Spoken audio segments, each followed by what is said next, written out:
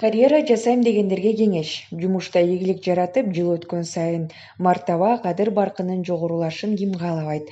Айрымдар такка жетүү үчүн бардык күчүн жумшаары белгилүү. Бирок аракет жасап жатып, каталарды кетирип алгандар да жоолугарын психологдор белгилеп жүрүшөт. Убаданы көп берүү. Бул карьера жасайм деген кызматкердин биринчи катасы.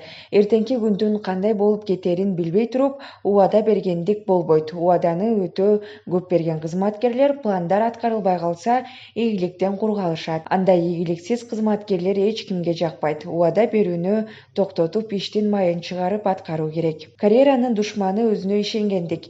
Дүйнө бир орунда турбайт. Күн сайын технология өнүгүп, илимде ачылыштар жасалып турат. Бир нерсени билип алып, өзүнө ишенип жүрө берген адамдар жумуштан эч качан оомат күтө алышпайт. Билимди тынымсыз алып, менин билгенден да биле элегим көп деп гана жашаш керек. Ийгиликке мас болуу. Бир жолу ийгиликке жетишүү жашоонун ийгиликтүү болушуна кепилдик болуп бере албайт.